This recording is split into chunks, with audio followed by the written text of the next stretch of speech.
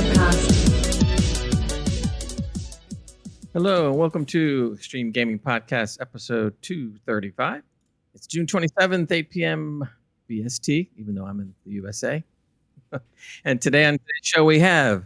Hello, it's Trev, and don't forget the Trek Wave for all your Star Trek goodness. Hello. And I am Hans, known as Megal from Hell, still alive. All the other times you said still alive, does that mean that you really weren't alive at that time? I'm basically the real-life version of The Walking Dead sometimes, but... I think Elden Ring has both killed him in real life and his character in game. It's that hard, which we'll talk about. I just beat a boss like 2 minutes ago before we started the show, so all good. No. You know, I thought was cool. I think you're the one that Hans posted in the in our chat on the Discord before we get into some other things, and it was the girl that was playing Elden Ring on a dance pad. Yeah, like those Dance Revolution pets and stuff. I was actually surprised. I couldn't believe it. She was actually doing it. I'm like, wow.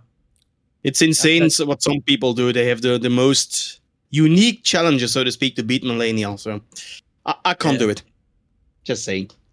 Well, anyway, if anybody wants to join in on the fun, of course, we have our people that are online right now in the chat room. If you'd like to join our Discord, please do so. Discord.gg/Extreme Gaming Podcast, all one word. If you join us, you'll see all of us. We talk about all kinds of things in the Discord. It's a load of fun. We talk entertainment and Star Trek and games and computers and all that kind of stuff. So please come join, and you can always catch one of us three in there a lot, talking about different things. Of course, there's always the Twitch, and thank you for all the Twitch subscribers out there. And if anybody else wants to subscribe, you know how to do that. And basically, if you want any questions, you can submit them in our general chat on the Discord, and we will answer your questions as best as possible. So that's always an option as well. So I think we're going to get into the show a little bit. And first thing, we haven't talked too much tech lately, but we've got some things that have happened out there. And I think the first thing I want to talk about is Intel's new CPU. They're saying that they may have faster clock speeds, but then they're saying there's a catch, and I'm not exactly sure what they mean by a catch. Maybe Hans can shed some light for us. A quick thing, Gray. Just a quick shout out to LennyBoy79 for the Twitch sub. Thank you, mate. Appreciate it. Love you long time. Thank you. Go ahead, Hans. Oh, your microphone's not working. What happened? Technical issues. That's what happens when you take your headset off, mate. You never take your headset off. It's like crossing the streams in Ghostbusters. You just don't do it. Did you mute? Say something. Anything. He is. He's trying to. Oh yeah, you're. That's interesting. Okay. Technical difficulties, people. Sorry. I think this is the. I think this is the article. Well, no. The idea of this article I discussed briefly a couple of podcasts ago. That these new Intel Arrow Lake processors are going to come along and actually be quite a bit better than they were prior. Now, I follow this stuff like Hans does. I mean, Hans is probably our biggest hardware geek because he literally sells livers, body organs, and children to afford the new GPUs. I'm joking on at least one of those aspects. And he is diehard into this kind of thing. But I watch it as well, and I like to see Intel and AMD fight it amongst themselves because competition is good for business. And we know that Intel, well, for me anyway, Intel are basically are kings at this. That's what they are really good at. And these new processors, I've always said this is the argument I have with not just Hans, but loads of people. High clock speeds are good for PC games. Not the only thing that are taken into consideration, I know. Can you hear me now? We can, Hans. Yes, we can. There we go. Thank you. There you go. Hey, right, sorry. What's your... do you... You're one of our hardware guys, Hans. What's your... do you know much about these new Intel chips? And is it the one without hyper-threading? That's the catch, I think. Yeah. So they got rid of the hyper-threading. Would you switch possibly? Well, this is the Intel Arrow Lake. After your AMD issues, would you possibly switch? At the moment, there's not really any need to switch because they're both like kind of unattractive, I guess, at the moment. When it comes in my user scenario, right, I just game. I don't do any content creation. I don't do anything of the sort. I just use my PC for gaming. Mm-hmm. And in that case, Intel wouldn't really offer me a lot of benefits at the moment because when it comes to pure gaming, the 7800 X3D is still the best there is, right? Until a certain point, because maybe you don't know this, we're going a bit deeper now. Have any of you two heard of the AM dip? Right? So what basically is the AM dip happens when you're at a really high frame rate, let's say sub 240 FPS, right? So let's say it goes from like, at some point you got 300 FPS and then it tanks all the way down to 200 or 210. Now, for 99% of players out there like us, we don't even get to that limit, right? I have never played a game at 300 FPS. Not sure if you guys ever did that. And it's mostly in competitive shooters, which I'm going to get back to in a second for the hyper-threading, right? Because if you play games like COD or a few of others other competitive shooters, apparently hyper-threading does play a big part in those games. I can't speak from experience. It's just something that I heard about. And in that case, yeah, then getting rid of the hyper-threading could be a little bit of a problem. I thought hyper-threading was almost non-existent in games. There's a few exceptions, and a few of those competitive shooters apparently are the exceptions. But again, I think that's overall, I think it's a very small demographic, right? I think Intel has the so-called P cores, and they will, apparently they do more for gaming or for some games than hyper-threading did. So I'm guessing that's going to be their way forward. I'm not sure, to be honest. Do we know how much slower the chips are going to be, Gray? I couldn't see that in the article. Yeah, I know. I'm sitting there looking at what they're talking about, and they're saying that it's going to be higher, but there's a catch. And I'm sitting there going like, so what's this catch? And they're saying that if you're looking for the best gaming CPU, it's the boost clock or turbo clock that you want higher. Yeah. Rather than the base clock. So apparently they're saying if that's supposedly true, then the rumors are pointing out that the new Intel Arrow Lake chips that are coming are going to be lower than that of the current 14th gen CPUs. I'm like, so why would you have something that would go lower? Then what's the benefit of the chip then? You know, I don't understand. Intel's solution for the last few years has been, let's pump a lot of power through it. Maybe there's something in there that they're going to do, because there's a big difference between the power usage from the AMD chip, especially the X3D chips, and the Intel ones. Maybe there's something that they can do. What about the cache? Because everybody says that you're supposedly, the bigger the cache, the better, period. And I don't see sometimes them talking too much about that. Sometimes they do, sometimes they don't. So they're looking at clock speeds and everything. That's nice, but I've been hearing different things that the better the cache, the better you are. I'm not technical enough to give an answer on that one, I guess, but I know that the 3D cache, right, helps in a lot of games, especially with the X3D. Yeah, that's what Hans. So, and yeah, what the Extreme Peter says is true. Intel will always win at overclocking, and if you do anything else besides gaming, I would still say go Intel. Because at AMD, there's always a lot of small little things that you're gonna have problems with. But a lot of small things make a very big problem in the end. So. That's gonna add up, yeah. Like, can you tell me, Hans, to the best of your knowledge, right? I don't pretend to fully understand this. The chip that you've got, is it the 5800 or 5850 3XD? No. Is that what it's called? The 7800 X3D. 7800. Oh, I'm going down. I'm going back generations. That is the 3D cache, like you explained. I always thought that answers your questions, Gray. Cache is important. It's not the sole main ingredient on more frames, but it is an important one. Why is that, to the best of your knowledge, really important for AMD instead of going for high clocks? Why not have both? You know, I think Intel and AMD, they just have different views.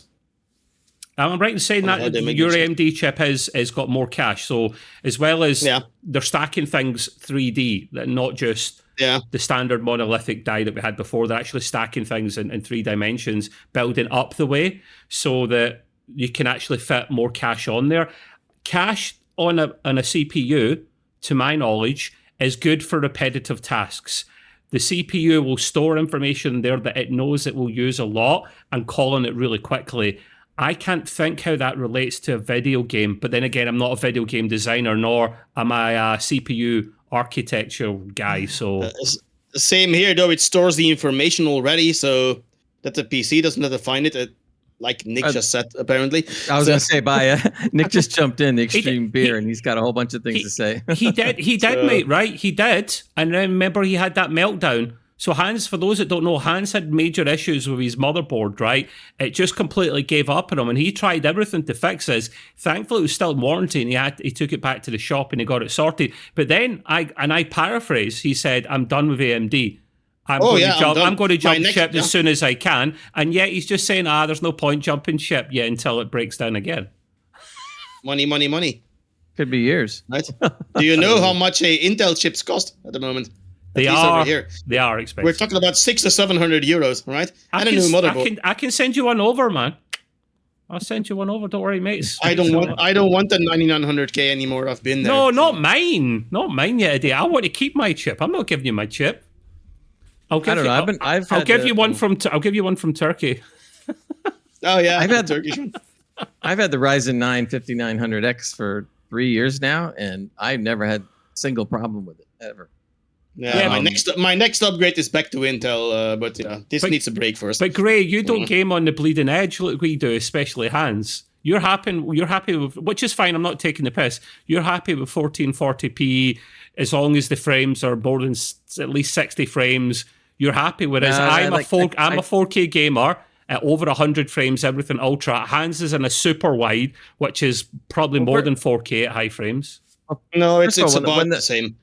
When the 5900X came out that year, when I got it, it was the best gaming PC at that time, chip, and it's still pretty darn good. But so I'm fine with all that. What I lacked was the GPU because I had no choice but to get a 3070 because when the prices took off, it was insane. And I was lucky I got the 3070 at the regular price. But then when I had a chance to get the 4070 Super, which ended up costing me relatively nothing, and now I'm getting the frame rates I wanted to have because my 3070 was having issues trying to get to 60, and now I'm routinely getting 90 to 100. Can your trackball keep up with all those frames and that sheer? Oh, that's no problem, especially my new one. Yeah, no problem at all. They're still making new trackball mouses. Seriously? Yeah, he's got a new one. Do you want to see it? Look at his ball. Look, it does look cool. It's just weird. It's got some very. This is the new one from the company that makes only mice. That's all they do. Do you know what it looks like?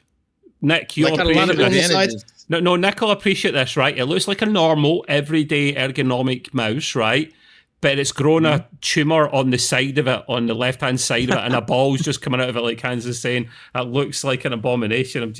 Everybody, when people first talk trackball, they all think of the one in the center, and they do have ones like that. I hate the ones in the center. I don't have good control. I have to have the thumb ball, and the thumb I can move quickly and have no issues with it. I've got another question: how quickly can you flick your ball? Well, it depends. If you have two of them, then you can flick even quicker. But that's another story. That's the wrong kind of mouse. It's the wrong kind of mouse.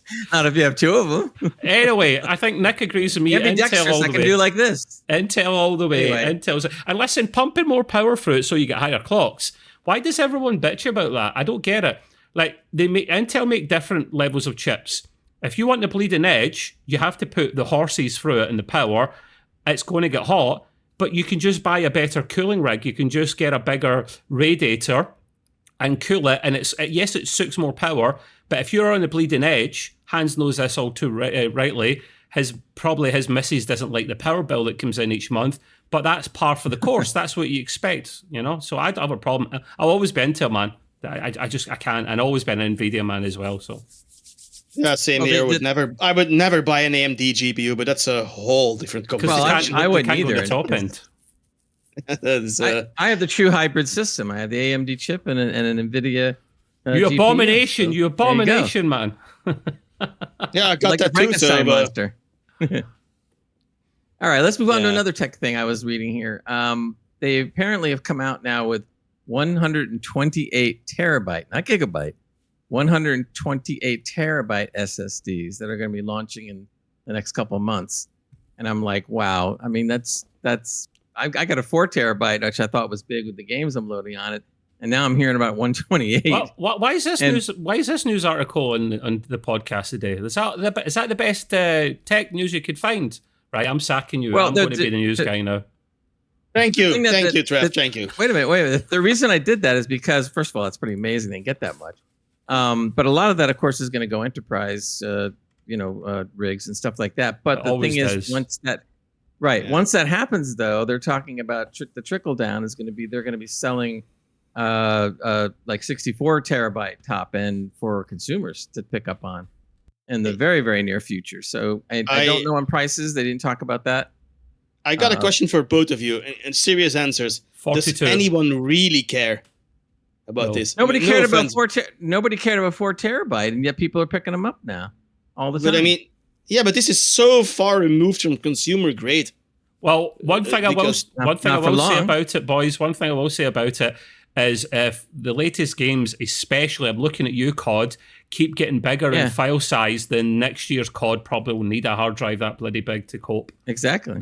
Yeah, that's once again the exception. There is another good thing about that too. And if you want to, instead of having a mechanical, now I have a backup mechanical drive and the drive was meant to be used for only backup, and it's a high quality drive, but still mechanical. So now you actually get to the point where you could pick up maybe, let's say, a 64 terabyte or less, and you can use that as a backup drive instead of the mechanical. That's an advantage, especially when you back up stuff all the time like I do. So I'm looking forward to it coming out from a backup reason, and because, like you said, if it gets bigger and bigger all the time, these games, I mean, it's crazy. So not having a little extra room doesn't hurt. True. So it's something down the line that to keep our eyes on. And see. I got a 2 terabyte M.2 SSD and still not full, but okay. I've got a 4, and I'm actually what am I? I think I'm up to 3 now because I put a lot of games on it because I don't have to uninstall them now. If I don't want to. Yeah, okay. I uninstall constantly. Since you boys mentioned that, I'm wondering what people have in their rigs, right? Because I have 3 media drives in my PC. I have a 4 terabyte normal mechanical hard drive for media for like backup and stuff, so 7,200 RPM, and it's only for stuff that I want to back up. And then I have a 2 terabyte NVMe, so that's for those that don't know, that's the bubblegum sized piece of because SSD can be not much faster than a hard drive all the way up to stupid speeds, and you want the NVMe, that's the cool stuff. And I've got a 2 terabyte one for that, which is about something like 3,000 read speed, okay, give or take. And I'm okay with that for games because it was cost effective at the time. But then my boot drive is a separate NVMe again. It's 512 gigabyte, but that is at the time was one of the fastest. It was about 5,500 read speed, and purely because it's my boot drive. So literally I had all my Windows was on that, my normal programs were on that, and when I did play Rust back in the day, because it was my favorite game, I put that one game and that one game only on my boot up drive, because those that play that game know that it takes a little while to start up. So how do you guys have your drives configured in your machine? My main drive, my C drive, is my 500 gigabyte Seagate Firecuda 520, and it's pretty fast, and that's what I meant it for. I don't play games on that at all, but when I do video editing, audio editing, stuff like that, it definitely helps to have the speed. After that, I have a 4 terabyte. I think it was the PCIe, and it's the generation 3 times 4, which sometimes is called Gen 3.5. It's like faster than 3, but not as fast as 4. Yep. And I load a lot of games on that one, and it's been great. And then I have an old drive that's still going. It's an SSD M2 that I've had for I don't even know, like 5 years. So no mechanical hard drive anymore. for you at all? The only mechanical hard drive I have is by the way, it's a 2 terabyte I have in my system on the other one. I have a 4 terabyte mechanical that sits outside my computer with for backups only. So I only turn that thing on once a week on Tuesdays when it does a full backup, and then once it's done, I turn it off. But that drive was meant to be used over and over, hundreds, thousands of times. So the drive is not going to be failing anytime soon. So, and I throw a bunch of stuff on there to back up. But I would love to have an SSD that I could back up on, but nothing is large enough to want me to do it. That's why if this happens, I would love to have a backup in SSD, and then I would be totally rid of all the mechanicals. But that's the only mechanical I have. But like I say, I don't use it that much. I only turn it on for backups and stuff, and that's it. I think most people do that. I also have a 4 terabyte mechanical hard drive, which is for stuff that I back up, keep, save files, all that kind of stuff. So yeah, I've got stuff on my thing going back at least 4 or 5 years. Some stuff I forget even how much I have sometimes. Yeah. But yeah, that's fine. What's yours? What's your setup, all, Hans? Well, I think I have a 512 gigabyte SSD for booting, which is just the C drive, right? Then I have a 2 terabyte NVMe drive, which is for my gaming. It's the 980 Pro from Samsung, I think it is, if I remember correctly. Could be the 970 too. It's one of those two. I'm not sure anymore. Anyway, they're basically the same, I guess. So, and then I got a 4 terabyte mechanical drive for, like I just said, stuff, backup and all that kind of things. And then I still have a 2 terabyte normal SSD drive, which is actually empty at the moment, that I don't use when it's connected. That's the little square ones, Hans. Yeah, the is it M.2? I'm not sure anymore what the name was. So it's just M.2. It's here being empty. They're not really that fast. They're about 550 megabytes a second. Whereas I don't even know what brand it is anymore. So, it was in there. Hard drives, mechanical hard drives are about, this is for the people that are really geeky and technical. Maybe you've missed that content on a podcast. Maybe you haven't. I don't know. Either pay attention or skip ahead. Mechanical hard drives are up to about 160, 180 MB a second. And then SSDs come out, and they were the little thin, like square, or were they more rectangle shaped devices, and they went up to about 550 MB. And they're good for normal boot drives and stuff like that.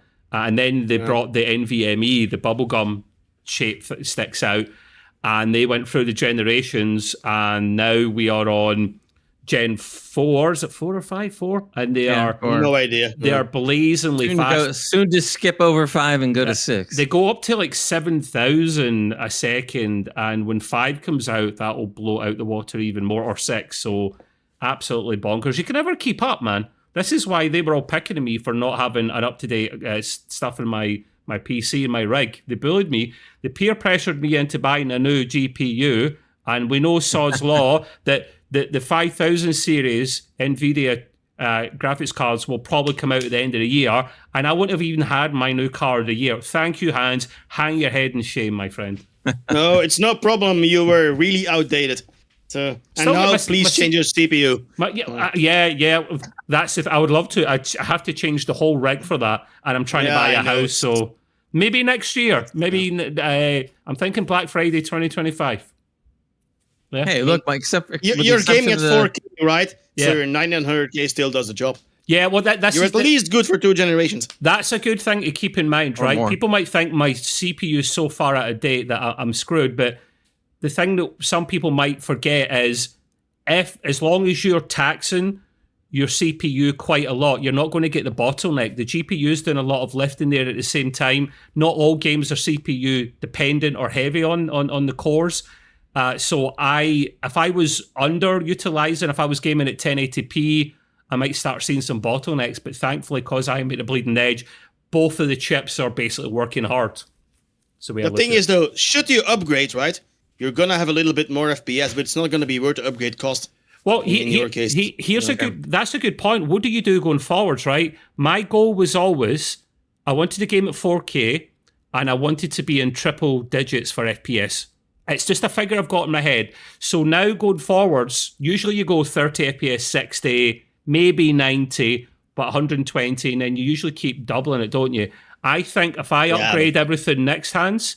what it'll be is everything will be upgraded. Yeah, I want if you want 240 FPS at 4K, I'm guessing at the moment just plainly can't be done in most games, right? Especially in the AAA games, right? Exactly. So, I don't need much more frames. I'd like a little bit more boost in frames, but bear in mind, game development and graphics are outpacing the hardware at the moment. That's why DLSS is a game changer, 3.0 and upwards. Yeah. That really helps.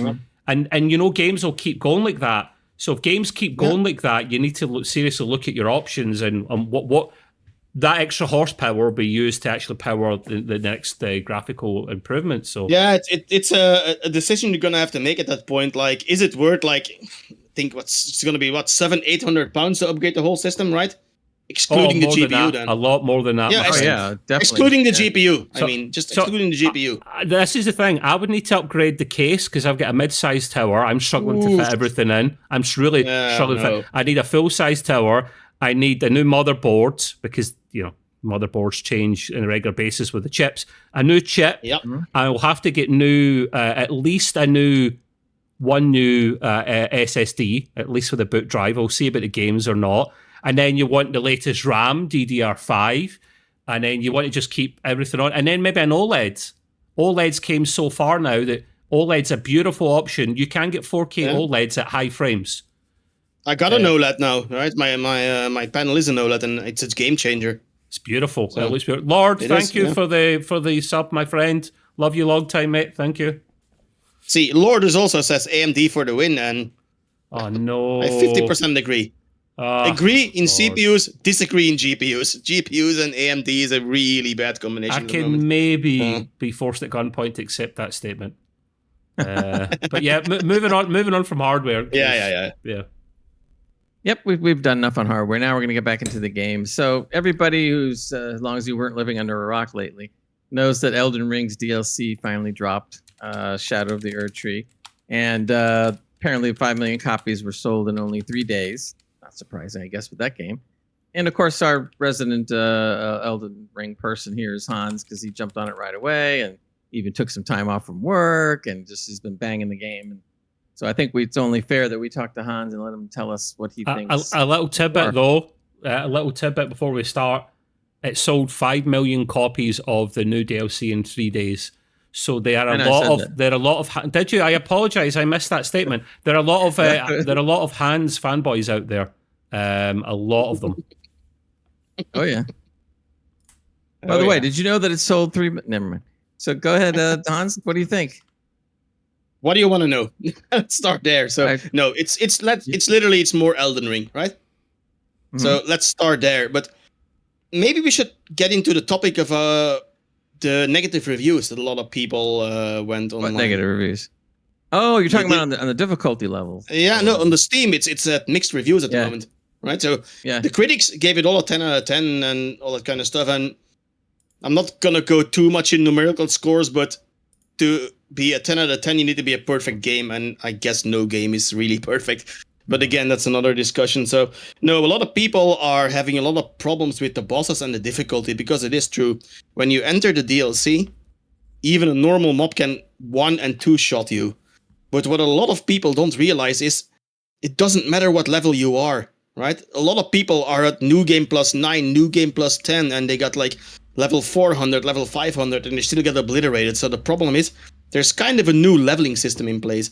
So even if you are the most powerful character and you got the most powerful build for the normal game, you're going to get obliterated in the DLC. Because you need to level up a different way. You need to, how do I say this? You need to get the Shattered Fragments and the Scuda Tree Fragments, or whatever you... Scuda Tree Fragments, that's the one that you need to collect. And the more you collect, the more powerful your character will be. So you can actually level up your character and your summons at the same time. But in order to find those, you gotta explore the game. And a lot of people thought they would just go in there and, you know, slice through everything like they did in the base game. And that is completely impossible in the DLC.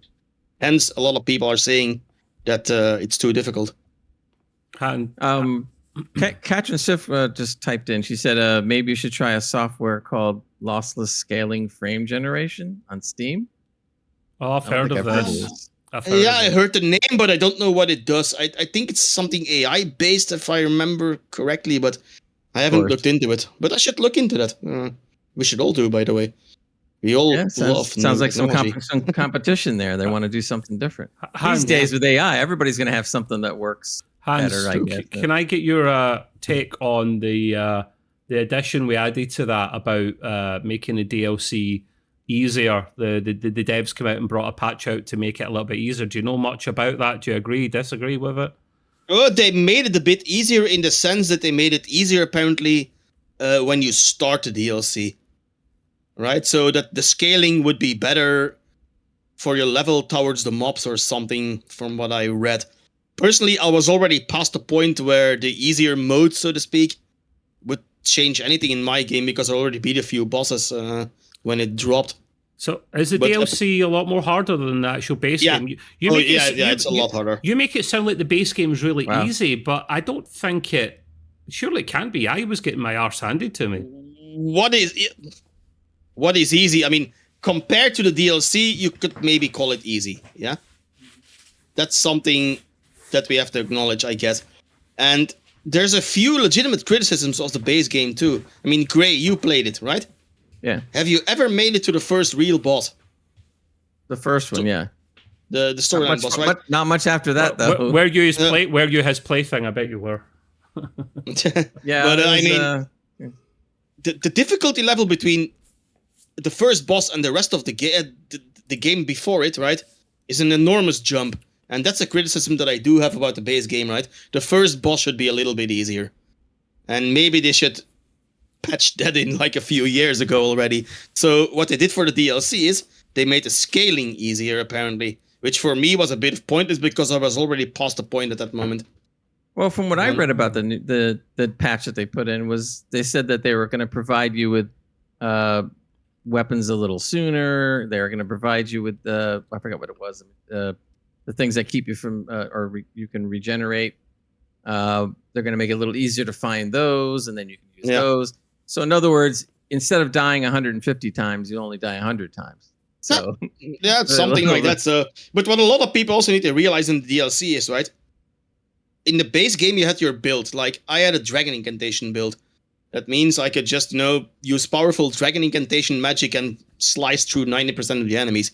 So when you go into the DLC, that wasn't the case anymore. So you need to adapt to each boss. Each boss will have a different moveset, of course, but also different, how do I say this? I don't really find the words what I mean, but anyway. build. Yeah, build is not the right word, so that's why I was struggling. But what I mean is that you're gonna have to respec and change your build in order to kill a specific boss, right? Well, I remember when I easier. watched you playing on our Discord, and I asked you about that, and you said you respected your character like many times. Oh yeah, especially for the new bosses. The one that you saw me play against, which was Mesmer, the boss is one of the harder ones in the game, right? Still haven't beaten that one. I'm at the moment I'm doing a quest line which will allow me to get a staff, which will complement my bleed build that I'm making at the moment, and we'll see where we end up then with the boss. But I want to know what your view about this is, but I read an article when they were talking about Souls games in the general aspect, like meaning Elden Ring as well as other games. And they were saying, like, should they have easier difficulty options? So when I was reading the different opinions of people that chimed in on what they thought, a couple of them that made sense to me was said, well, the whole point of a Souls game is to be what it is. And that if you tried to make easier choices or easier difficulty options, then basically it's not a Souls game anymore. So, and from that aspect, even if I don't like playing them and dying all the time, that makes sense. I get it. So if it's a Souls-like game, you got to have the kind of patience or whatever that Hans has to be able to play a game like that. I'm not built for that, so it gets me crazy after a while.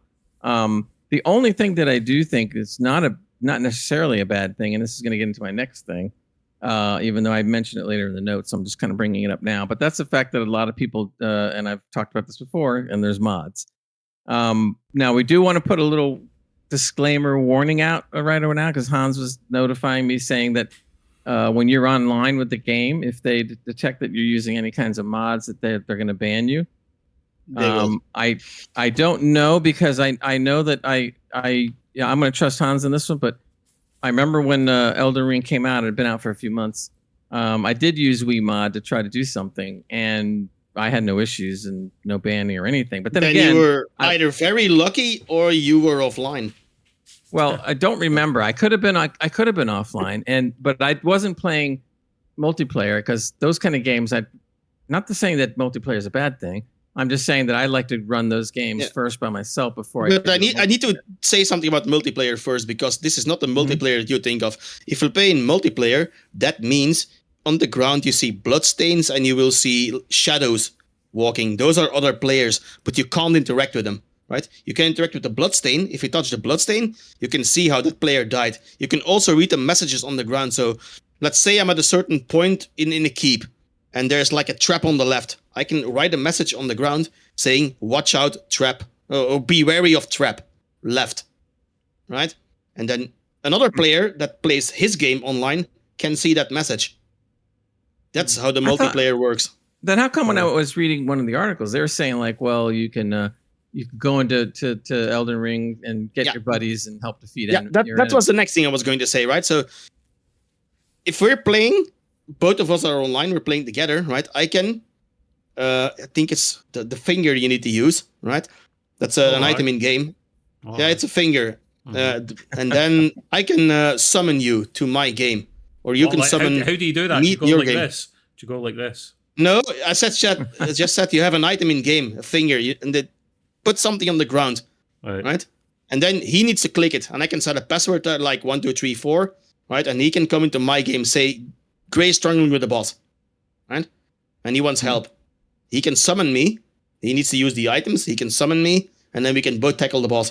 There's also a PvP section, but I haven't done that one yet, so I can't speak for the PvP. There's a PvP section? I didn't know There's a PvP, yeah. There's an arena even, but I haven't dabbled in that one, so I can't comment on anything like that. Hans, can we see your collector edition little thing that you got? Is it doable? Is it possible? I think so. Hold on. They brought a collector edition out for a DLC. I've never heard of that ever. And neither have I. Closer. Well, they said that you can't really see it that well.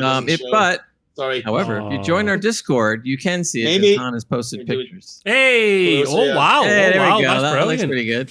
Look at that. That thing's big. Yeah. Come a little closer. You had it perfect. It was right. There you go. There you go. Right there. That's pretty epic, man. Nice. For our people out there in the audio world, it's a statue that's what is that thing, like 2 foot high, or something? It's a statue of big. No, it's not. That came with the DLC, etc. Hans is into this stuff, so he has a lot of. Yeah, there's also an art book in there, but the art book is not in the game because there was a production thingy. So they gave you a QR code, which you need to go online to the FromSoft website, and from the 21st of July they will ship the physical art books. To get back to what people were saying about the difficulty and so forth, me being a different type of player where I don't like dying a million times, I would be the one that would probably want to use mods or whatever. Now, assuming that again that we disclaim this by the fact that you should do some research and find out whether there's any kind of banning going around, or if you want to just play offline and then you don't have to worry about it. You can do whatever you want. But there's already people that are coming out with all kinds of different mods for the game. Some of them are able to get you to change the difficulty by doing a couple different things with the mods. They have different kinds of stuff out there. If you do a little research, you'll find out a bunch of them. There's also mod packages. I would never do this, but they have a starter pack, or what they call a starter pack mod. But it gives you the maximum rooms, 2 of every weapon, all the armor sets, spells, incantations, summons, ashes of war, talismans, everything. Oh, come on, Gray! I'm not going to do that. That's like, whoa, that's like too much. I don't need that. That completely takes away from any enjoyment of the game of exploring. Right, exactly. So I wouldn't be messing with that one. You're better off downloading a save file then. So. Yeah, there you go. Just download the save file. I won't have to worry about it. Oh, no, but I don't care about that. I want just something that's relatively simple so that I can adjust a little bit. One of the things that this is just me now, or players like me. One of the things that I noticed that WeMod does, because it's probably one of the better modding systems because it's all kind of like automatic, set way you want it. But in there, and a lot of they also have like you're able to instead of doing the difficulty, because you don't have a slider. Nobody's come up with a mod that has a slider for difficulty for the game. Maybe that will happen one day, but they don't. Why? But it's again, this is not it's not you, Hans. It's for players like me that don't want to play it that way, but still want to have fun. So I can still have fun in the game if I can adjust a couple things and then go forward and play. I don't want to make it so simple that I just mow down everybody, but at the same time, I'm not going to play at that level because it's just impossible for me. The thing that WeMod that was I just want to say this one because you say it's impossible for me. It's not. It really is not. There's always a way to cheese a boss, right? You just need to know how. Just look it up, have a build, and you have a way better time if you look up what to do. Well, I guess what I really meant by that is that I don't have that kind of patience. Maybe is what it really amounts to. So because I don't have that kind of patience, I have to do something. What the point I was trying to make is on the WeMod, you can actually change the damage that an enemy does to you or that you do to it. But it's done extremely. Wait, listen to me now. It's done extremely incrementally. So in other words, if I wanted to go in and I just wanted to make a wee bit more damage to the enemy and have him do me a wee bit less, I can sit there and go very, very small increments to just get it to the point where it's doing the same thing, more or less, that a difficulty slider would. So when you go in there and adjust it a little at a time to where you can handle it and not get frustrated, then you can continue the game and have fun with the game. Then you're taking away the core of the game. The core of the game. I'm not right, but listen, I'm not doing it. I wouldn't do it to take away the core of the game for the people that like games. Yeah, no. I'm not saying that I'm affected by it. I think it's about your game. But if you play the game that way, right, you're taking away from the core of the game. The whole meaning of the game is to, get better, learn from your mistakes, adjust your build, and slice through everything. Because in the base game, right, there's now a build out there. It's called a passive build with only summons. You don't need to do one hit in a single game. So it's just possible. You just need to know how to do it. So I agree. You can make it really easy. That's the thing. I'm not knocking it, and I would always look into things before I did anything. I'm just saying that I like, if you're gonna use a mod, I like a mod that see. Let's put it this way: a lot of the mods, I'm not gonna say all of them, but many of the mods that come out there, it's an all or nothing kind of thing. So it's kind of like, well, okay, you're either gonna, die all the time, or we're gonna give you a mod you're gonna be able to kill them all the time. Well, I don't want that. I want something that I can change and make it my own way, tweak it exactly. And the only thing I've ever seen that on has been WeMod, because if you can do it in increments, then you can just kind of balance it out a little bit more towards what you can handle, and then still enjoy the game a lot. So, my feeling is I'm going to enjoy the game a lot more and not less if I do minor tweaks like that. Not going all out, play God mode the entire time, because that's stupid.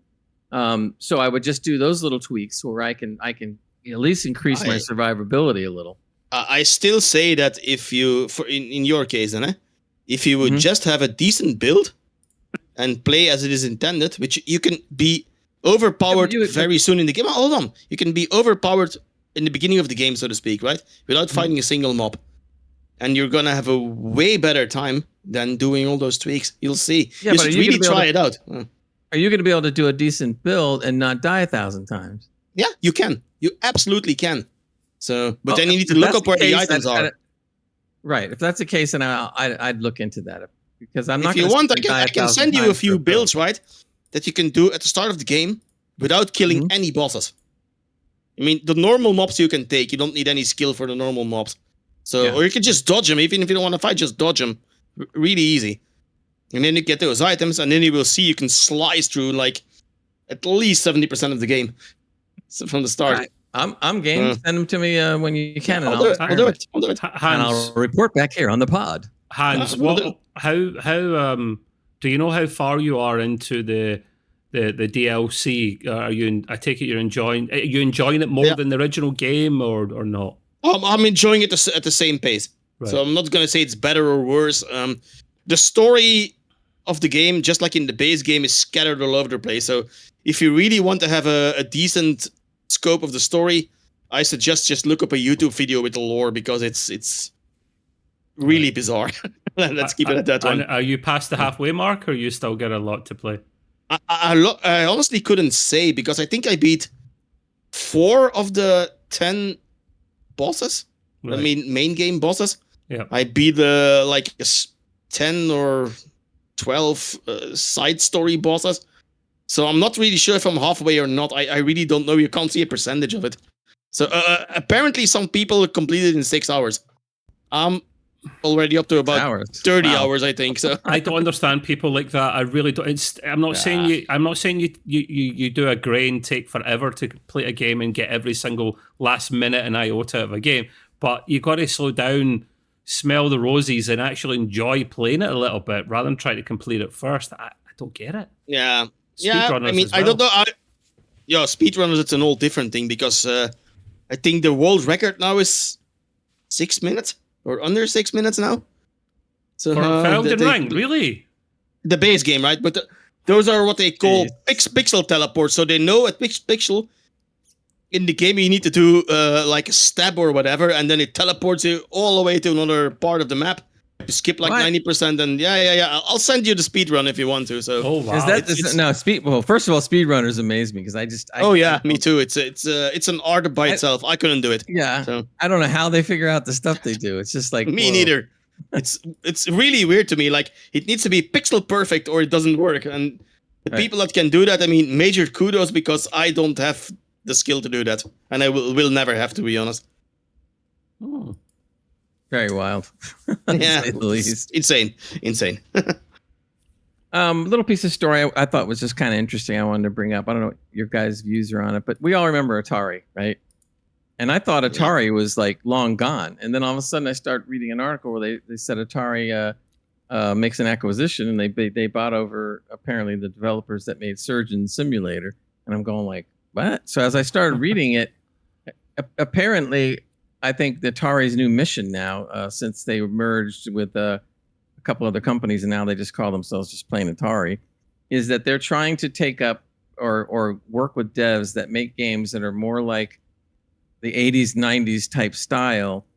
And they're pursuing that market by just trying to get to those kind of developers and or buying out those kind of developers to try to recreate or not just recreate, but create new games that are in that style that people would want. I kind of think that might be a good idea, because there's some games that we still look fondly at from years ago that if we all say like, gee, if they just could just make the game playable, on Windows and improve the graphics a little bit, it'd be great. But nobody really does that. Well, apparently, I guess Atari is trying to do that. I didn't know what your guys' views on that would be. Don't all jump into the one time now. I was thinking about it, so I'm not really sure what to say about this one. I wish Atari would just go back to. I know they make some games now, but they don't make a lot of games. And for me, they'll always be known for, most famous for, their consoles. I just wish they would make consoles again, and Sega for that matter. I think the gaming world would be a better place if there was more choices, because Hans doesn't like Sony.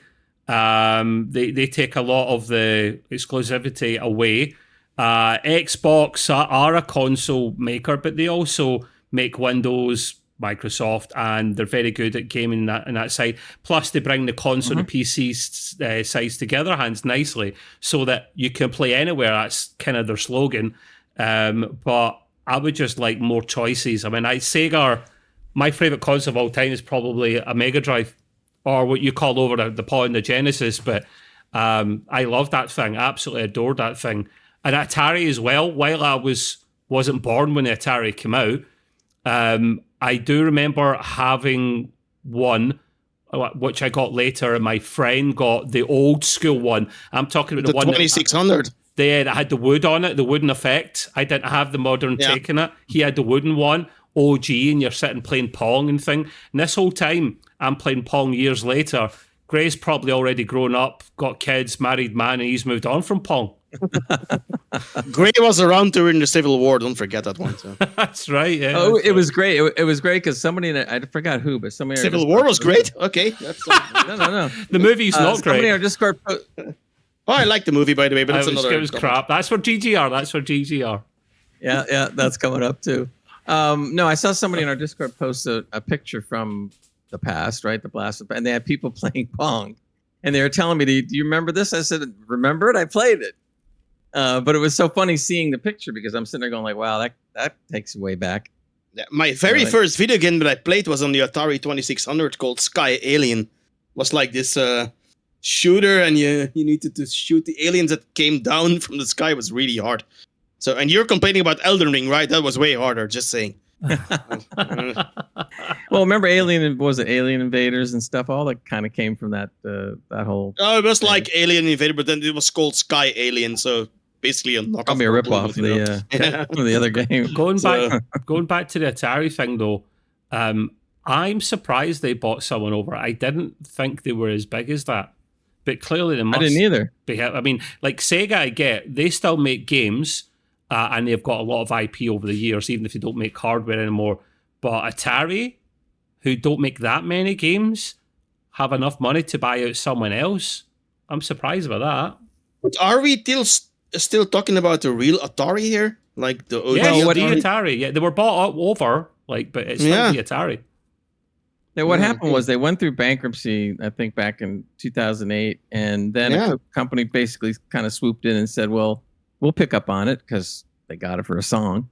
And then they started looking into doing, like I was saying, trying to pick up on new games in the style, of the old games, more or less. I mean, if you take a look at some of the pictures from Surgeon Simulator, it's pretty funny. I mean, they have a guy on the table, and they have saws and all kinds of stuff going on. Why did they buy them? And they have I don't know. I guess apparently that game is popular with some people. Probably. Oh no doubt it's cheap. There's no doubt it's cheap. We're talking all this is cheap. Whether Atari goes anywhere from this point, I don't know. Maybe they got something figured out on that side of the coin. We'll see. I mean, Atari is mostly nostalgia for me. To be fair, I wouldn't really care if they weren't around anymore. It's just fun to hear that they're still around, but that's about it. So I read an article this is a bit different topic, but a few days ago. Did you know yesterday? Do you know ICQ, the messenger? Yeah, from back in the day. I love that, mate. Yeah, they died yesterday, so they shut down yesterday. They were still alive until yesterday. So really? I was like, what? They was even still around. I didn't know. Rest in peace. No. That's so funny when you sit there and think they're automatically been gone for years, and you find out we just died now. What? ICQ died yesterday. I was like, huh? Was it even still around? How did they survive that long? If we have not, I have no idea. So I mean, I think ICQ somebody in their basement owned it. Even so. Probably. Well, apparently, people still use it. Right, that's what I thought of when I saw the Atari article. I'm going I thought they were long gone, and all of a sudden, same. That's why I was thinking about the ICQ thingy. So what? Wait. Yeah. Next thing you know, next thing you're going to tell me is MySpace is still around. Is it around? I don't know. Is it? I don't think so. I need to look that up now. I just gotta know. Oh God, here we go. Here we go. If they're still around, I would be shocked. MySpace. That morphed into Facebook and all that stuff. Apparently, MySpace, the website is it's still here. MySpace.com. Does it really work? It works. I got it open right here. So, see, that's crazy. Until you really start looking, you never know. Check in our DMs. Here it is, because I can post links. So it's still up. Wow, that's crazy. You know what? I'm gonna make a MySpace now. I think we need one. Wow, that is absolutely crazy. I thought for sure that can't be around. Yeah, apparently it is. There you go. Anyway, moving on. We get Trev has an interesting story that we've been hearing about. Trev, why don't you go ahead? I like a little bit of gossip, and I don't know how I feel about this one, so I would like to get your guys' opinion at the end of this. Soon to be available on our merch website, shop on Discord, I think, Gray. He's showing the Extreme Gaming Podcast mug off. DrDisrespect. We all know this guy, right? Bit of a character. YouTuber, was a Twitch streamer, dresses up like a complete and utter idiot, but we love him for that. He looks interesting. He got kicked off of Twitch a few years ago. 4 years ago. Yeah, 2020. Yeah, 20 was it that one? Wow. Okay. Yeah. And we didn't know the exact reason. There was theories going around and rumors, but no one would say anything. Right? He was on a contract worth 10 million doll hairs a year to go with Twitch. Absolutely boggles the mind, really. And then it gets kicked off of that after a few weeks. It was accusation of infidelity, which he did admit to. Is Guy Beam, his name is. He comes on, he apologises, and there's a little part of me that feels sorry for him, because at the end of the day, while it was wrong, it's like he's a human being, he's admitting he's done wrong. Okay, you believe in second chances. But then you read this article just the other day, and a couple of articles then come together to make this bigger story. He was making an FPS game with a developer, a games company called Midnight Society, right? Which he helped kind of set up a little bit, and he was one of the main guys helping to drive it. And the idea being he was the guy. He's played a lot of FPS games, COS, one of the big ones. Wasn't he the co-creator? Just saying for the he was. Midnight But game? once this story ends, you'll see that being a co-creator isn't all it's cracked up to be. He made this FPS game with them, and it's just because he would often complain. He was often someone that didn't take losing very well. And he would always blame the mechanics in the game, or he blamed the devs for this, that, and the next thing. So he thought, I'll make a game of my own and team up with someone and let's get it done. And it was showing, the alpha footage was showing some promise, but it was way too early to tell, because we know games take a long time to make. So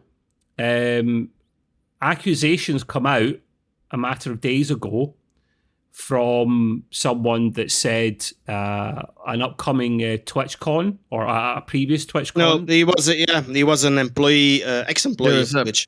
There was actually two employees that came out. There was the first guy who said something about that DrDisrespect was sending whispers to what amounted to an underage kid.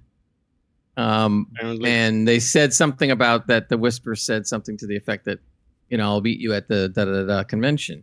Now here's the thing. The second one came out, a second person that works at Twitch at that time. And he said he was kind of corroborating it and saying that, it was worse than that or whatever. But here's the thing, though. I also was trying to be fair, and I wanted to see what other people were saying on the other side and in the middle or whatever. And they were saying the problem with this is just like in our society today, is these two people have come out to say what they said, but they have absolutely zero proof of anything. So DrDisrespect then comes out and he goes, legally, I can't say too much. I can only tell you certain things because we settled off on what everything that happened. There was, they decided there was no wrongdoing, but the way he worded it was a little odd. But I think he did that because of the legal issues, and he was paid his contract, and that's that. So, I think there's more to it though as the story goes on. But unless somebody comes out with some real proof as to what happened, you can't just sit there and tell the guy he's guilty when you're just trusting two employees that nobody knows or has any information on. It's just what they said. It's really wild. Am I allowed to finish my story, Gray? Yeah, because I think Jeff wanted to say something really important there. I was basically going to say that, but Gray just jumped in and cut me off and took over my story. I don't know why he done that. I got on a roll. It's great. Do you know what I should have done? I never thought of this, Hans. I'm recording it, although he's hosting it this week. I should have just muted that last 5 minutes. Yeah, just mute him. I should have actually, yeah. I can mute myself right now. Watch. Yeah, please keep it on. But anyway, as Gray said, these accusations, no proof, right? I don't want to get involved in the legality of it because I'm not a lawyer and I don't want to get people into trouble. And you're innocent until proven guilty is in most civilized countries. That's the way the system should and will always go, in my opinion. But if you had the stories of the infidelity before with his wife and now this, you can see why maybe a lot of people are making the assumption. The assumption's a dangerous thing, but you can see why a lot of people are making that assumption because, you cheated on your partner, so texting people that are really, really young. It was around the same time, right? Well, there you go. There you go. I didn't know that. And don't forget now, he made the Twitch. He made his Twitch. Twitch. What I'm saying. He made a statement on X, right, where he basically confirmed the rumor, saying, "Look, were there whispers with a minor, and the word minor is in there." So he literally typed in himself, and then he edited the tweet, taking out the word minor. He was caught doing it, and then he re-edited the tweet, putting the word minor back in there, and that doesn't really look good. See, I didn't know that element, that part, because why would you throw yourself under the bus like that? I mean, honestly, he admitted to cheating on his partner, but that part there I didn't know, which that boggles my mind. So yes, you're innocent until you're proven guilty. Great, but let me see if I can pull up the tweet here. Please do, because I mean, that for me, just crying out, you've probably done what you've been accused of doing, and let's let it go through court cases and all that stuff, let them do their thing. But Midnight Society, to be in the safe side, cut ties with them. Now that's coming back to the co-creator thing. He helped start the company, but there must be something in the contract saying that if enough people or individuals club together, they can boot another individual out. And that's usually how a board works. So that's probably what's happening. He's been booted. Maybe he got paid off for it. I would imagine he would have. And then someone else came out and dumped him as well to add more fuel into that fire. Turtle Beach, the headset supplier that he's always wearing, and personally, I wouldn't touch them with a 10-foot barge pole for gaming. They're average at best, in my opinion. But he was obviously given a lot of money, and they're a big name in the gaming industry. So they've all both booted him. And then on Monday's stream there on the YouTube, I watch him the odd time. He comes out near the end and basically starts addressing these things, not in detail, saying, listen, the accusations, as Gray said there, can't say too much, it's an ongoing thing, blah, blah, blah. He said, I'm getting really fed up all this and fatigued more than anything else. And let's assume he's still innocent, again, I understand that angle. And he basically says that I'm going to take a break, or I'm going to maybe move on to something else, ride off into the sunset. We don't know what he's going to do, but he doesn't. Gray said to me before, oh, he better watch his pennies and stuff. Like, no, not really. He got $10 million basic from Twitch every year, despite plus all the other things he's made money from. He's a multimillionaire. As long as he doesn't spend like a millionaire, he'll be good the rest of his life. Just want to say something here. I have Unless the tweet he's thrown up, in jail. I got the tweet right here again, which he explained everything, and he re-edited, taking out the word minor again. So here's what he typed. So I'm gonna try and go around all the curse words that are in here. So you only get an hour to edit a tweet, by the way. So that's amazing. So just go bleep bleep bleep. Were there Twitch whispers messages with an individual minor back in 2017? The answer is yes. Were there real intentions behind these messages? The answer is absolutely no. These were casual, mutual conversations that sometimes leaned too much in the direction of being inappropriate, but nothing more. Nothing illegal happened, no pictures were shared, no crimes were committed.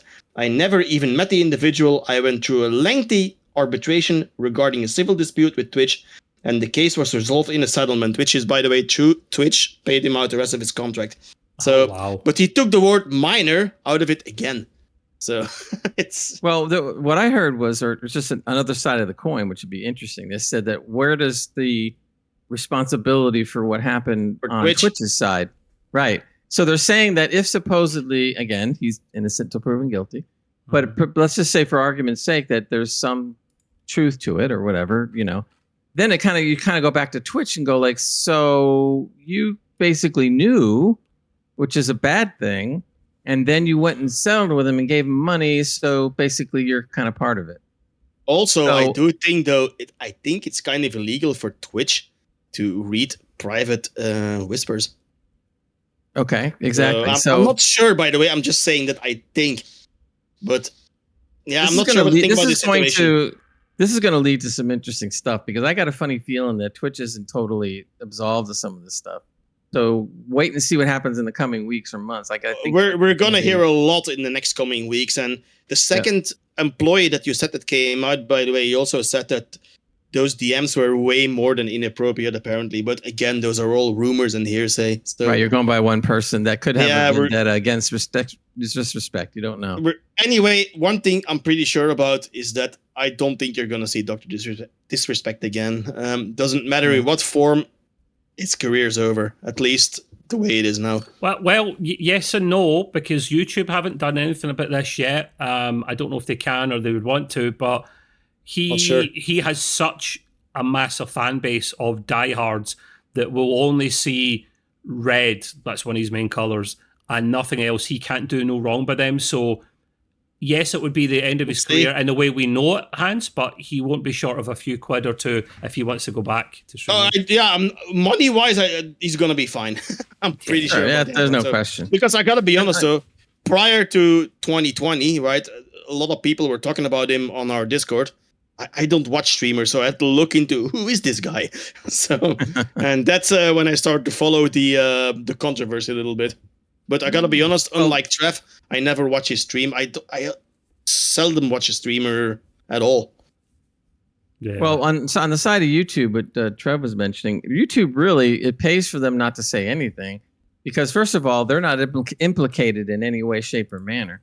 So basically being quiet and just letting it do whatever it's going to do is actually the thing for them to do. Now, if more comes out and he's actually really is found guilty, then immediately YouTube goes, we're dropping him right now. It's the same thing when the actor from Marvel, when they had issues with him and they kept Jonathan Majors. Jonathan Majors, and even though the evidence is piling up more and more and more, Marvel just kind of sat back and said innocent until proven guilty. And then as soon as he was proven guilty, bam, they dropped the hammer on him the very next day. They kind of have to, and I'm not surprised if they don't dump him sooner than that, because it's bad for business, and that can and indirectly or even directly sometimes affect a company's share price if it blows up and escalates. So they have to do that. So I don't blame the Midnight Society and Turtle Beach and whoever else is sponsoring them for. Oh no, me neither. No. So the other quick thing to add on there, it wasn't moving on from that. The other thing that I found interesting, I only include this when it's actually decent games. Prime Gaming, who Nick used to take the piss out of, like, why do I want these games? They're crap, but they're free. Like, just some of the games in Epic that they hand out are crap. I won't download them, but there was a couple that really caught my attention that are coming out on July 11th, right? In fact, there's maybe one in July 3rd, Hitman, that will be a good shout on GOG. But July 11th, here's the one that blows my mind. First of all, we got Teenage Mutant Ninja Turtles Shredder's Revenge, which I played before. It was actually good fun. I really enjoyed it. That's a new one, right? Yeah, it reminded me of being 10 years old again. Loved it. A classic coming up. Star Wars Knights of the Old Republic 2, The Sith Lords, right?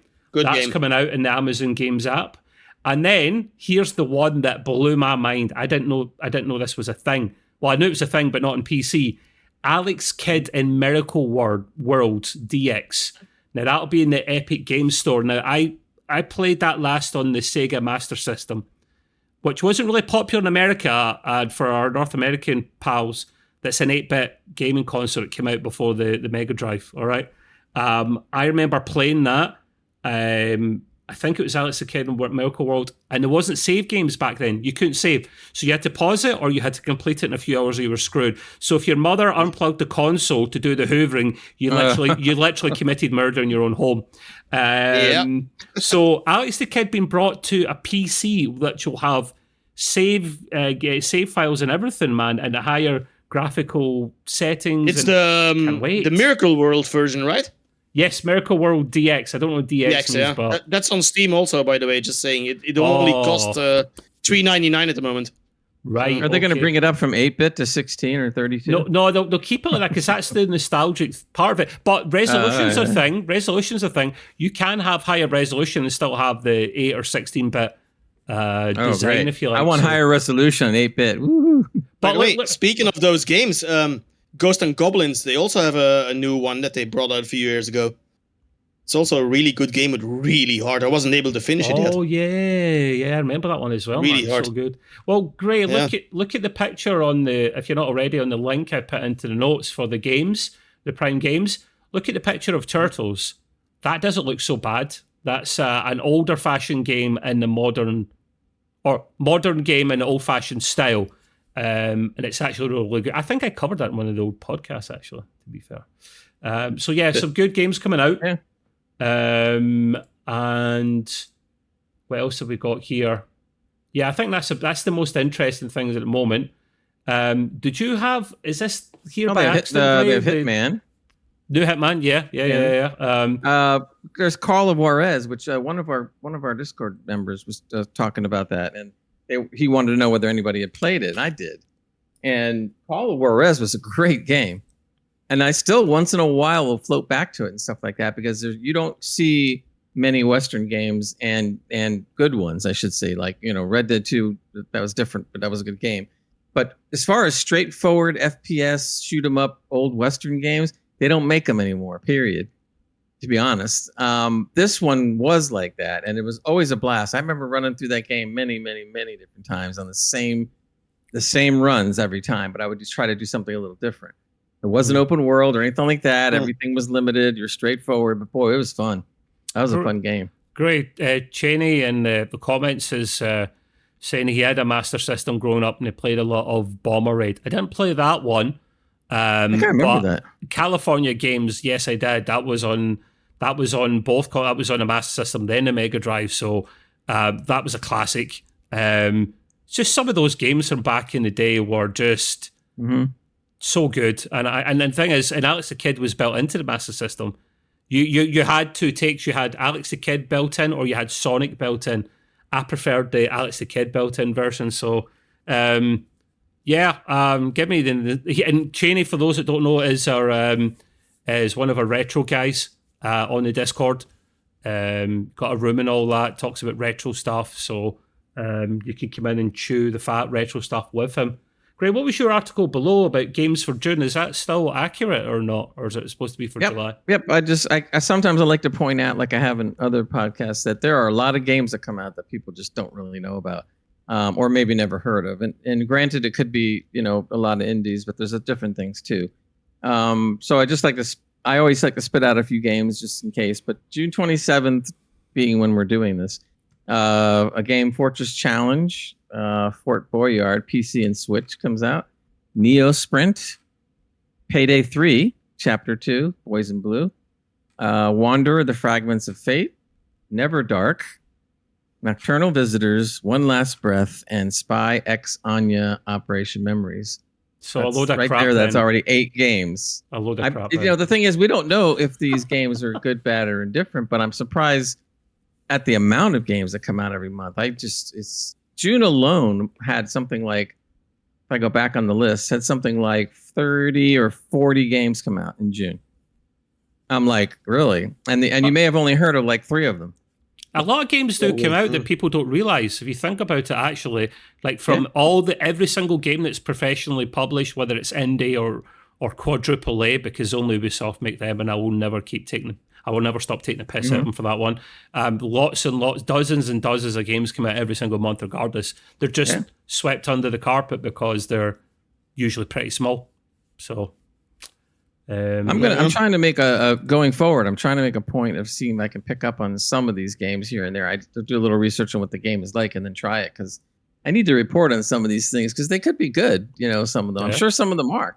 It's that we don't, play it or anything, but coming in July, just so you know, Final Fantasy XIV Dawn Trail will be coming up on July 2nd.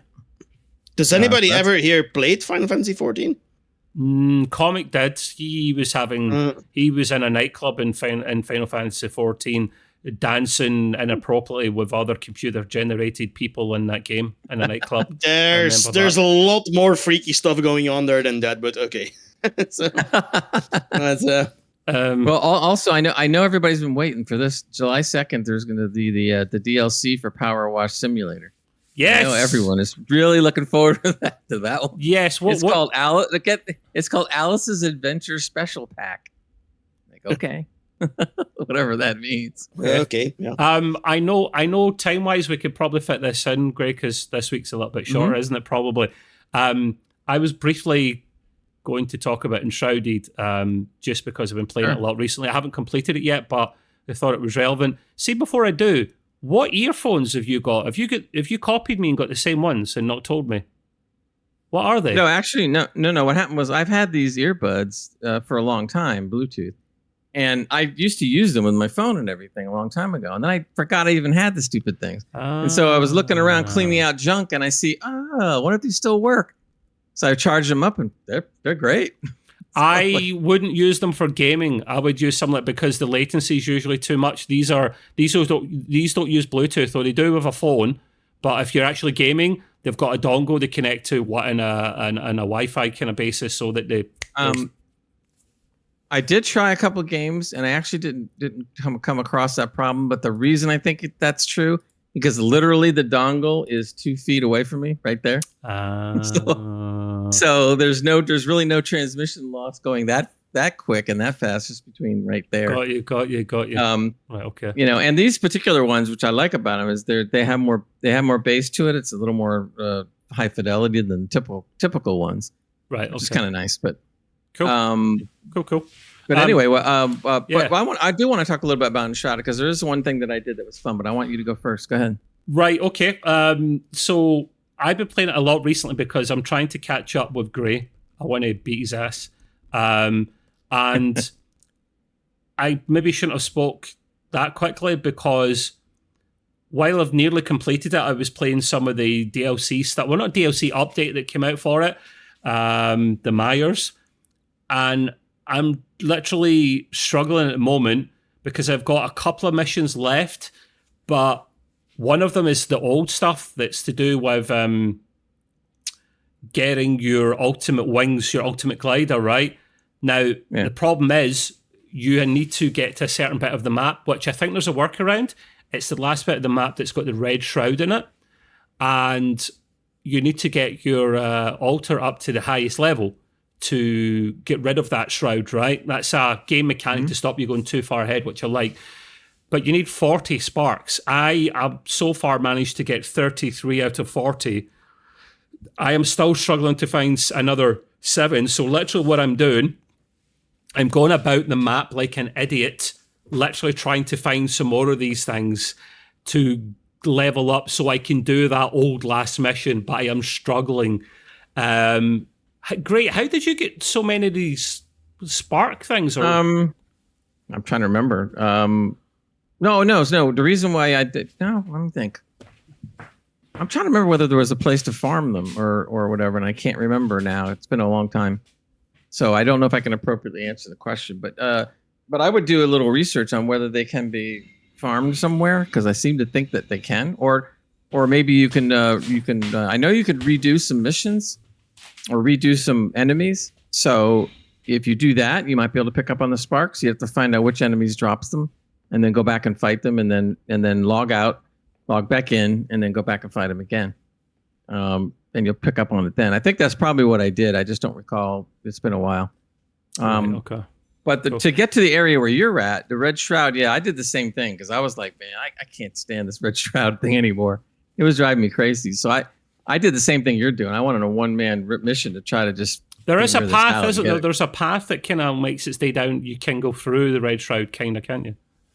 Yeah, there is a way to get around it. It's a long, long way around the map. It says. And basically, you're just kind of going like this, and you're flying over here, and then you're going over here, and then you're flying over here. And you can get to that area right there. There's a castle in the middle of the desert with some high-level enemies. Like all 25 level enemies. I think there's even 1 or 2 that are 26, 27, which is weird. But when you get to the castle, then you can find that glider, because it's up on top. I believe, if I remember right, the chest that's all the way up on top. Nice. And you get the ultimate final glider that glides pretty far, which I have. So it's pretty cool. But yeah, it took a long time and hours for me to get what I needed to do for that. But it was fun. The whole time it was great. It was fun. So I really enjoyed it. Is anything you else want to say before I start my story? No, carry on. So I'm doing the new one now, and I'm not even sure why they call it Update 2. Sorry, you guys carry on. I've got a bit of an emergency. You carry on. Okay, do the quiz and whatnot. Yep, no problem.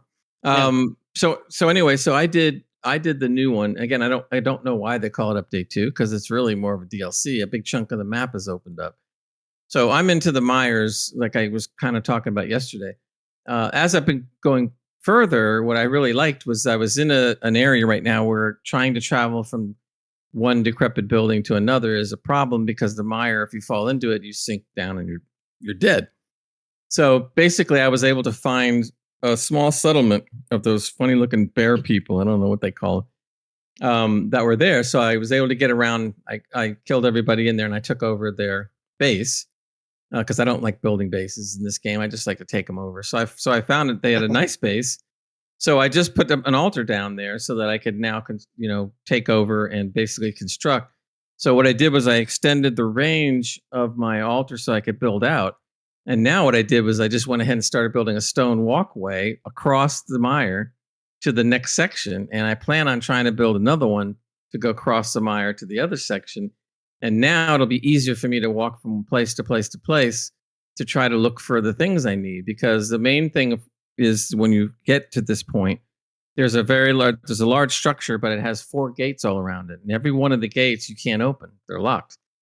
So somewhere in this big area, you're going to be able to find the key or whatever it is to open it, but they don't tell you, because you got to explore. So God knows whether I'll find it in 30 minutes or a whole hour. I have no idea. But that's okay, because the thing about I love this game is I don't care, because there's so many things to explore and find and figure out, and it's just the game is this extension, or I'm calling it a DLC, is just as fun as the other part of the game. I mean, I haven't played Enshrouded yet. I saw people play it, but I can't really speak for it.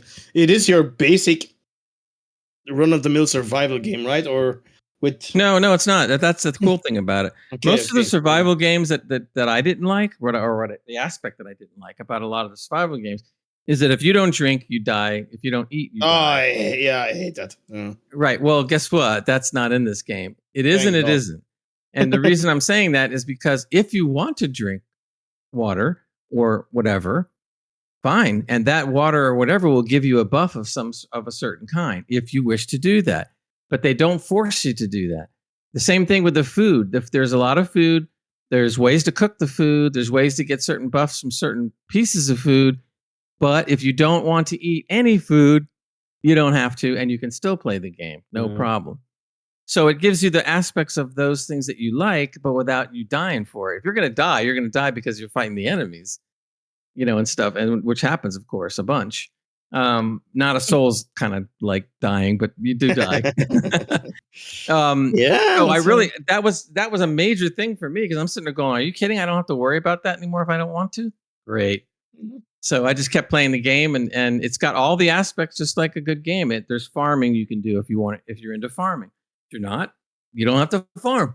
I shall watch it. If you stream again, I shall watch it. I mean, typically I don't really like this kind of games, but that doesn't mean that it's bad per se. So maybe there's one that actually convinced me. So. Here's another thing that everybody's talked about, but I'm not into it, is that the building in this game is supposed to be so good that there's nothing like it out there, bar anything, period. It's like a wonderful, wonderful building game. So I don't really like to build. I mean, some people really do, and that's great. I'm more power to them. But I find it boring, so I don't want to build. So I'm sitting there going like, oh, great, so now you got to build, or you can't get through the game. No, you can get through the whole game without building a damn thing.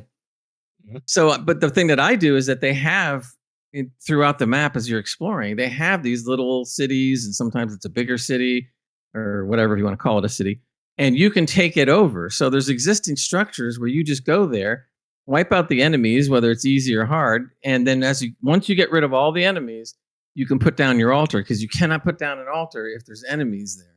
But if you get rid of all the enemies, you can put down an altar, and you immediately own that area, or at least as far as the altar will let you. And then as you expand the power of your altar, the building zone moves out farther and farther and farther until you can practically encompass the entire area of whatever it is you like.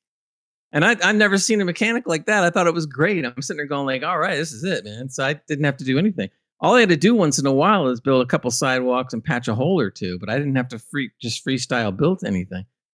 So this is what I like in Enshrouded. It gives you the opportunity to do all these things on the fly if you want to. If you don't like this, you do something else. If you don't like that, you do something else. And it gives you those like Elden Ring then, but just yes, but not Souls-like. So, and the enemies are tough. There's some tough enemies, but it's not on the it's not the level of Elden Ring as far as that part goes.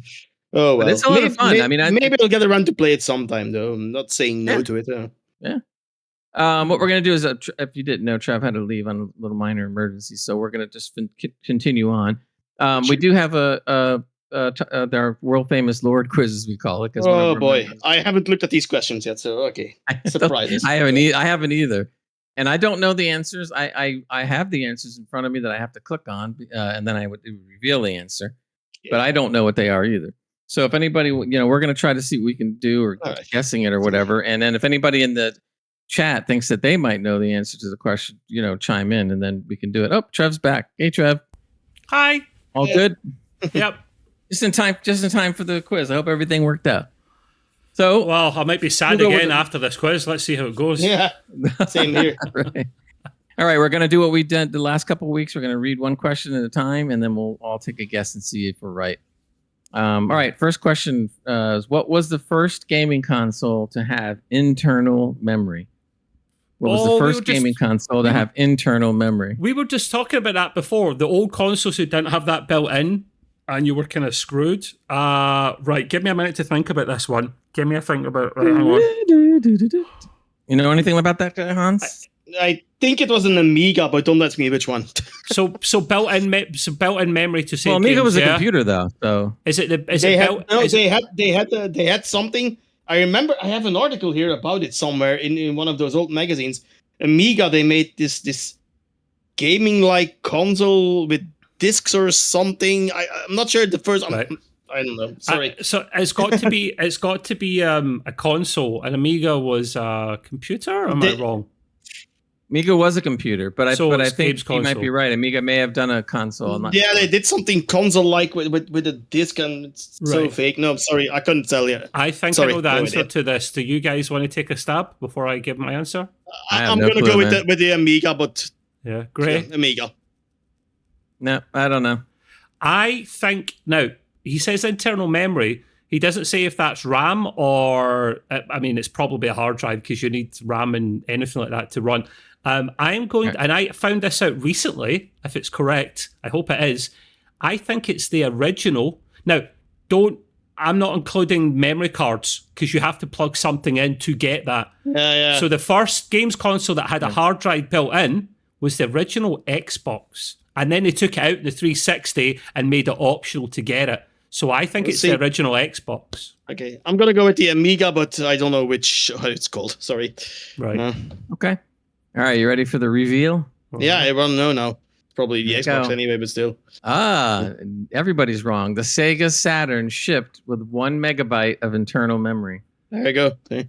Wow, damn, the Sega Saturn, I liked that console as well. It was a major flop. That was the tiniest hard drive I've ever seen. Damn. It's so funny when I'm seeing the 1 megabyte of internal memory. Wow, that's massive. That is interesting because Modern Vintage Gamer, who's a big YouTuber, said it was the Xbox. I'm so confused. But then internal memory and a hard drive are maybe different in this respect. So, could be. Well, there we go. Question. All right, you ready for the next one? Go. Yep.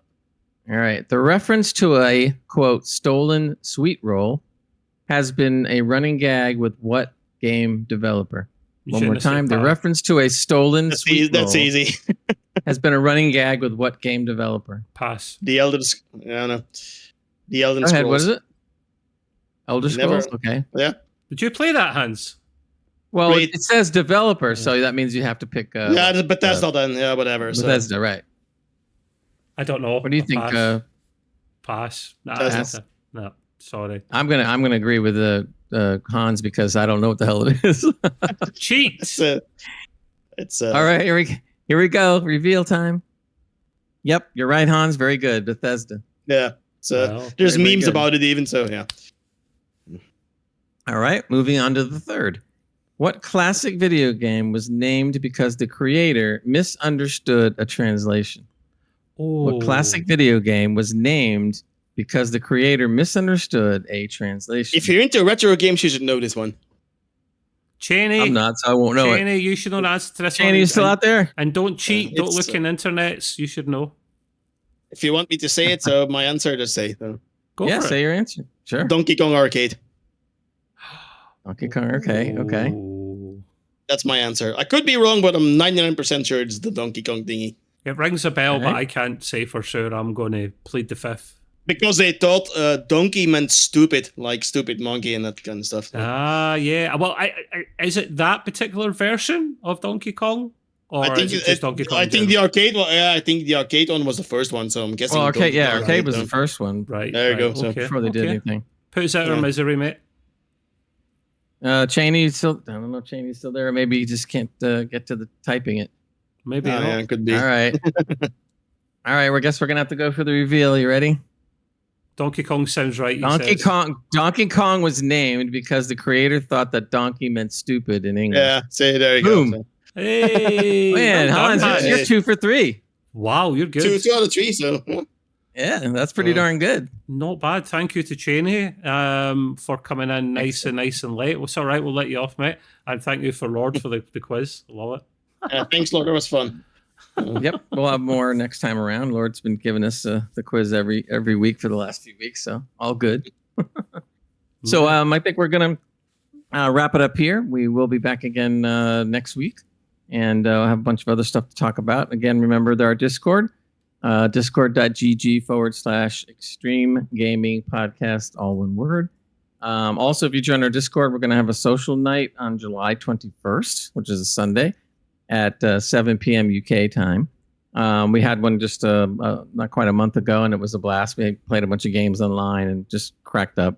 Alcohol is optional, whatever you want to do. So just come and join us. We had a lot of fun with that. So until you see us again next week, I appreciate you guys for being here. Don't forget GGR.